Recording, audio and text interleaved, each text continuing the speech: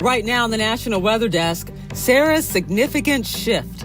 There are changes in the tropical storm's path. Now, as it moves over the Yucatan Peninsula, it is expected to weaken now. Wildfire woes. The stubborn flames are still burning in the Northeast. It's raising the question as to what role climate change may have. Dire drought.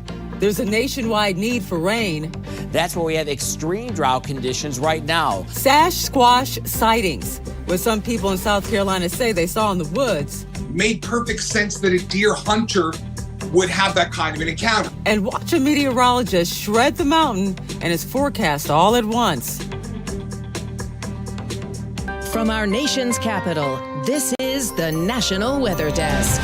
Good morning and welcome to the National Weather Desk. I'm Angela Brown. Big changes this morning in the forecast for Tropical Storm Sarah. It is now not expected to strengthen into a hurricane as it heads towards Florida's Gulf Coast next week. But this morning, it is causing big problems in Central America. Meteorologist Jennifer Collins is tracking Sarah for us. It is spreading heavy rainfall. It is spreading heavy rainfall across parts of Central America, including Honduras, Belize, and parts of the Yucatan Peninsula at this hour. This will be an extreme rainfall event for this area, as it is expected to slow down and meander in the Western Caribbean here before moving its way onshore into Mexico.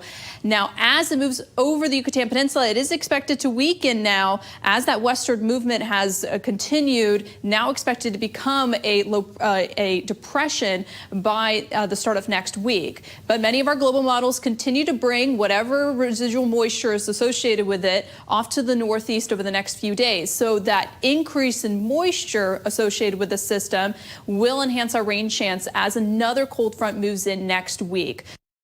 And many parts of the Philippines are underwater today after a powerful typhoon struck the northern part of the Southeast Asian nation. Now, drone video shows a bridge right here that collapsed in the powerful winds and also pounding rain. This was the fifth major storm to strike the Philippines in less than a month. And a new storm could form into another typhoon before hitting the Philippines on Sunday. The wildfire along the New York-New Jersey border is still burning at this point. It's already scorched 5,000 acres across both states. Officials say they are making headway on the fire, which is now 75% contained. But firefighters are still attacking the blaze from the ground and also the sky. The Jennings fire is just the latest in a string of natural disasters to strike the Northeast this year. Lee Waldman has more. A wall of fire, the air thick with smoke. Very, very scary, almost surreal. To be honest with you, we're ready to go now. Just up the street on Cliff Road, where the sound of wood chippers and chainsaws cutting broken trees is constant, all 12 homes, including John Townsend and his wife Riley Kellogg, evacuated. When we evacuated on Sunday, we didn't know if we were coming back to a home or not. Further towards the town of Greenwood Lake, New York, a controlled burn alongside the road aims to limit the fire's spread. Overhead helicopters attack the fire from the sky. As crews work to get the Jennings Creek wildfire under control for people living in the heart of it, they say this is just the latest natural disaster in their own backyards. For some, it's raising the question as to what role climate change may have. I think that the disasters that we've been experiencing, I hope that they really bring home to people what's going on a global scale. Kellogg pointed out a home destroyed by a microburst in May and the severe drought conditions with no end in sight. Mayor Tom Howley says Greenwood Lake is not used to contending with fires of this magnitude. We get snow, we get rain, we get fires, but we don't really get extremes. This is the most extreme I've seen. The U.S. Drought Monitor released its weekly update yesterday. Meteorologist Steve Rudin shows us what parts of the country are still exceptionally dry. Finally, we had much needed rain last night. Some of it continues to linger across the mid-Atlantic, but not making much of a dent in the drought monitor. Here's our updated version. It does include parts of the D.C. metro area. Head over to extreme western Maryland and West Virginia, western Pennsylvania and Ohio. That's where we have extreme drought conditions right now. A little bit farther down to the south, the deep south, we're looking at drought conditions across parts of Mississippi and Alabama. Off toward the northwest, head over to North and South Dakota and eastern Montana. That's where we have extreme drought that continues. The same for extreme western Texas, with finally some wet weather on the way over the next several days. Notice the shades of blues and purples. That's the heavier rain expected. And we could be looking at some wet weather, even some tropical moisture moving into late next week across the mid-Atlantic. I'm meteorologist Steve Rudin from WJLA in Washington, D.C. And out west, ski season is getting an earlier than expected start, with several resorts opening this week in Oregon and also Utah. In California, recent snowstorms could kick off the season sooner than expected as well. Bradley Helbly has more. A snow-covered Olympic Valley showing us signs the ski season is just around the corner. It is snowing actually on me. I'm not sure if you can see it on my hair, but it is coming down. Several storm systems over the past few weeks bringing in wet and heavy snow, creating ideal conditions for a solid base layer. We could see up to 6 inches. Palisades spokesperson Patrick Lacey says the resort expanded its snow cannon operation and added more snowcats to its fleet to put snow where it needs to be to speed up the process. So far, the pre-ski season is off to a great start. Last year it was all man-made snow, and we did have the temps, but we just didn't have that natural snowfall. But Mother Nature is providing for us right now. Back down the mountain at Land Park Ski Shop, it's that time of year staff prepare for, unveiling the latest products to hit the market. Right now, we've got all of the brand new 2025 snowboards, boots, bindings, skis, boots, all the outerwear in stock. The ski shop staffing up and bracing for a wave of eager customers, noting shopping in person can help get you exactly what you need and the right fit. Several ski resorts are already open in Utah as well, and that gave Salt Lake City meteorologist Chase Thomason a chance to multitask, hitting the slopes while delivering his forecast. Bryan Head and Brighton, they are now open. Tomorrow, though, Solitude opens for the first time this season. Next week, we do have a couple more resorts opening up, including Alta and Park City. Then, Thanksgiving and Black Friday. We have Snowbird. We have Snow Basin. Woodward Park City. So everything is just right around the corner. And we've had some pretty decent snow so far this season. Take a look. Alta and Snowbird with 44 inches. Here at Brighton, Solitude, over 30 inches of snow so far this season. And again, a little bit more coming our way just in time for the weekend. Well, look at that. Pretty impressive. You can watch the entire clip right now. We posted it on both our Facebook page and also our YouTube channel as well. Some dicey weather could be heading towards parts of the Midwest, but that could be a week or more into the future. So how can you prepare when a weather pattern shift is on the way right now? Meteorologist Will Haney says one way is keep an eye on the forecast and avoid clicking questionable headlines. It's not long until your lawn may be looking something like this. Brr, suddenly got a little chill. Well, we're looking ahead to a pattern shift mid to late next week that could bring our first real taste of winter, including snow, to parts of the Midwest. As the system lifts out of the plains, lake effect is increasingly likely towards the end of next week and into the weekend before Thanksgiving. By the way, it's totally normal for us to start seeing our first lake effect events as we get towards the end of November. You may have seen chatter about this upcoming dose of winter weather on social media. A gentle reminder here, think before you hit that share button. Posts like this on social media mentioning deadly flurries or a killer blizzard have one sole purpose: to generate fear in order to get more shares. They often include highly speculative information and the worst case scenario. So let's talk about what you can expect from our forecasts. In that 7 to 10 day window, we're starting to get a broad overview of the pattern, what sort of jet stream and temperatures we may expect. In that 5 to 7 day window, we'll get our first glimpse at what sort of weather systems we may be dealing with, but their exact track is far from certain. It's in that 3 to 5 day window that track becomes more clear, and therefore our confidence either goes up or down as far as the overall impact. And in that 1 to 3 day range, that's where you start to see us roll out our snowfall forecasts and we hone in on the specifics, the timing of those impacts.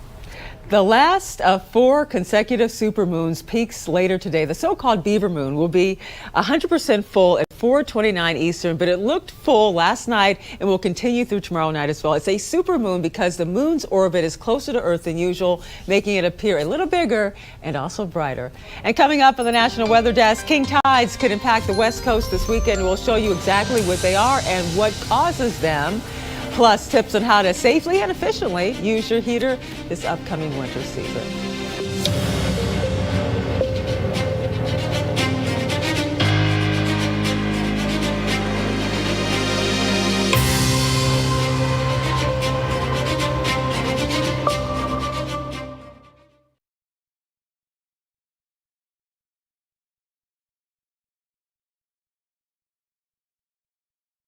I'm meteorologist Charlie Lopresti with a look at the Northeast. We have a nice day on tap in the Northeast, but the big weather story will be elevated fire danger. That will continue.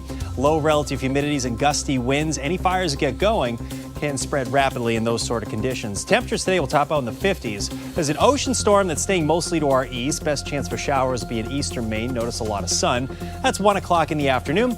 Saturday looks mostly sunny as well. It's going to be dry with temps in the 50s and low 60s. I'm meteorologist Jasmine Lomax with a look at the Mid-Atlantic region. As we head into the day, expect clouds to gradually clear. We'll have a little more sunshine into the afternoon, but it's looking much better on Saturday as high pressure begins to build over the region. You can expect even more sunshine. Temperatures this afternoon will rise to the 40s, 50s, and 60s across the region. Then overnight, we start to cool down with temperatures dropping to the 30s and 40s across the metro. I'm meteorologist Vitas Reed taking a look at your southeast forecast highs for the day. It's going to be about 61 degrees in Nashville.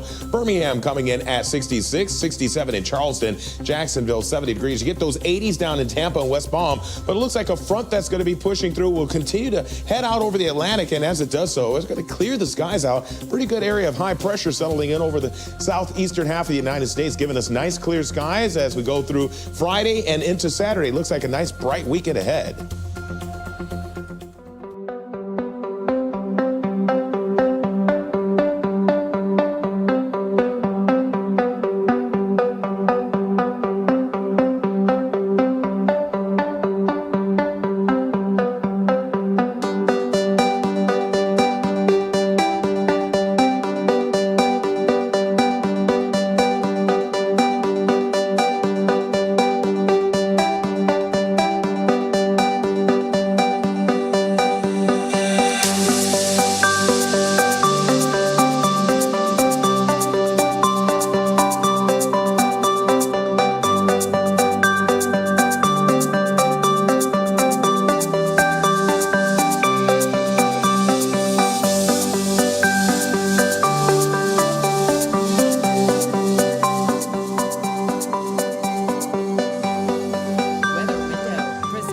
The National Weather Desk. A collection of fiery dawns from Leesburg, Virginia to Syracuse, New York. More of a magenta hue in Johnstown, Pennsylvania, but tinted peachy orange in part of Nevada. With Thanksgiving less than 2 weeks away, these turkeys seem to be laying low, free as, well, birds in the wild. And a rainbow decorates this lake and the sky above in Northern California. For more content like this, subscribe to the National Weather Desk's YouTube channel.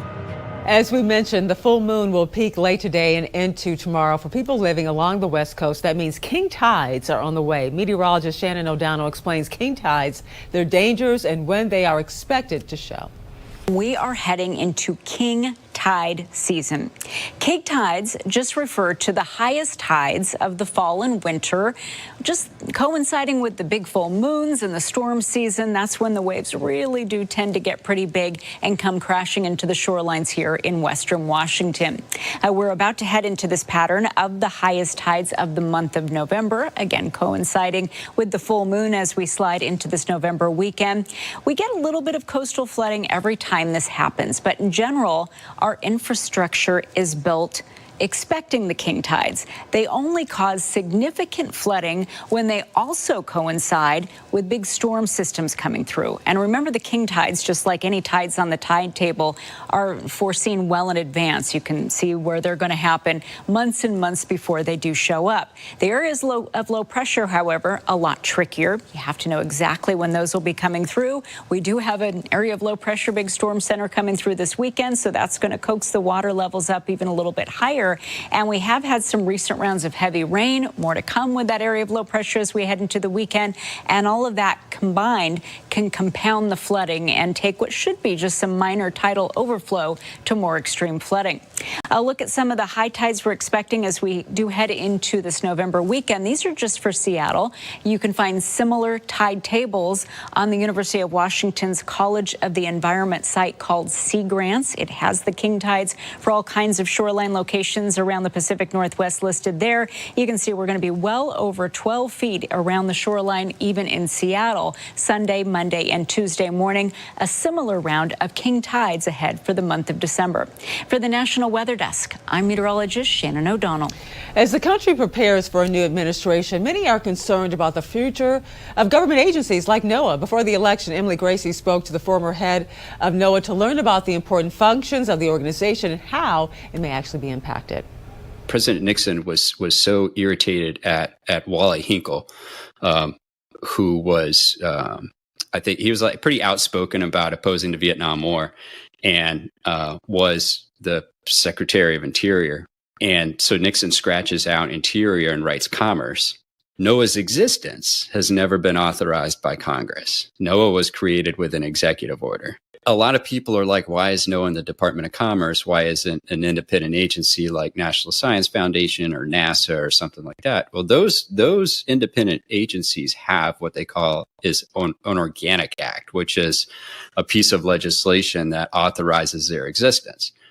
So it's not like NOAA isn't authorized to exist. There's just no legislation authorizing it, but everything that NOAA does is authorized. What would you tell NOAA employees or people that are even managing budgets within NOAA right now who are kind of freaking out? I wouldn't worry about it. Your mission is way too essential to the U.S. economy and the safety of all the citizens. So, you're not going anywhere. Not to mention all these constituents that you serve also happen to be voters of members in Congress. So, you're going to have bipartisan support from Congress. I think a lot of these sort of vision documents need to be just looked at as vision documents. Like this is not like an implementation plan. This is kind of like a high level vision of, what it could be like, something to think about. And so it's always like you've got these visions way over here on one side, you may have visions way on the other side. Reality of what you can actually pull off is probably in the middle. And there has been talk about a possible sighting of Bigfoot in South Carolina recently. Clara Faith did some digging and talked to a man who's been chasing Bigfoot for years to find out if there could be any truth to the rumors that the creature actually exists. I have seen plenty of people with big feet, but not Bigfoot. Newberry County Sheriff Lee Foster may have not seen Bigfoot, but someone in his county claims they did. And TV host Matt Moneymaker of Finding Bigfoot has spent half his life researching the famous creature. Over the last few years, Moneymaker says he has gotten several reports of Bigfoot sightings in South Carolina. When I got this report from there, it wasn't a surprise. And it being the time of year when there's deer hunters out, made perfect sense that a deer hunter would have that kind of an encounter. The newest report out of Newberry County came from a hunter who told Matt he spotted Bigfoot near Palmyra on November 2nd. Matt tells me during this time of year, Bigfoot encounters are common. Bigfoot was there for the same reason that the hunter was there, and it's because of deer. Some people have seen them carrying roadkill deer over their shoulder back to places, finding stashes of dead deer. Sheriff Lee Foster wants to remind people to be safe because of the fact that it is deer hunting season. Well, this time of year, if somebody's out there looking for Bigfoot, they very well could run across somebody hunting deer. So you could put your life in danger. And no matter what you believe, Bigfoot could be lurking out there too. Well, it's Friday and time for our weekly football forecast. Here's meteorologist Katie Morgan. We're heading deeper into November, and you know what that means. These games mean that much more. Let's take a look at some of our college matchups for this weekend. We've got a big one in Athens, Georgia. We've got number 6, Tennessee, taking on number 11, Georgia in Athens. As I mentioned, a nice crystal clear night with temperatures in the mid-50s. A great late fall matchup there. We head to the Little Apple now. Manhattan, Kansas. Arizona State in town taking on K-State. Temperatures around 60 at kickoff and a little chilly for those in Boulder, Colorado, with Utah in town taking on the Buffs, and we're looking at temperatures in the mid-40s there. On Sunday, overall, weather's great. Temperatures in the mid-50s here, and sunshine around for the Chiefs in town taking on the Bills in Buffalo. Ravens versus Steelers. Pittsburgh looking good at mainly sunny to partly cloudy skies. We'll say mid-50s at kickoff. And Green Bay in town in Chicago taking on the Bears, and we are looking at temperatures in the mid-50s with sunshine. That's the latest on weather for our football matchups this weekend. Hope you have a great Friday. I'm meteorologist Katie Morgan. And as we head to break, a flight over Utah's Cottonwood Canyon.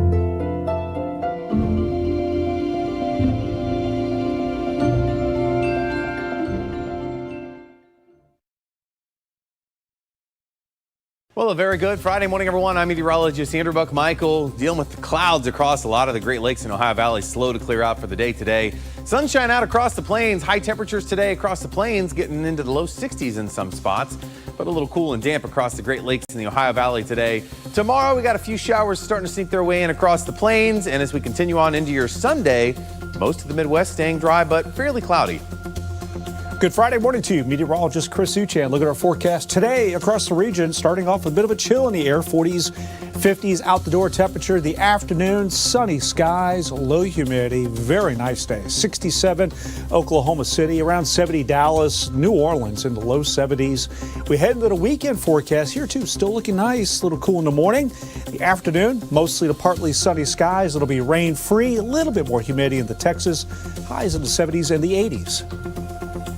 Well, hi there, everybody, and a good Friday morning to you. I'm meteorologist Shannon O'Donnell. Out west, Friday will give us a little bit of a respite in terms of a break from the rain in Seattle and Portland, but stormy skies going to head down into the Sierra Nevada. We've got a big area of low pressure curling in that direction. We're going to see some rain around coastal sections of California, like Cape Mendocino and San Francisco, and up over the Sierra, some heavy mountain snow around Tahoe as we head into this weekend. And that's the scene from here.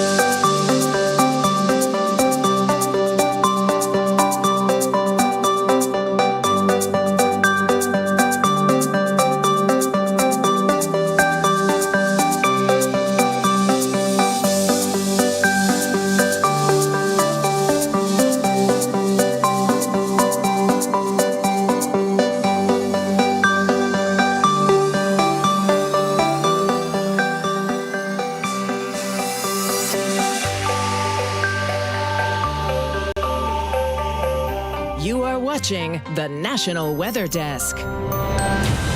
It's that time of the year when the air develops a piercing chill, and turning on the heater is a must. Meteorologist Joe DiCarlo spoke to an expert about heater safety.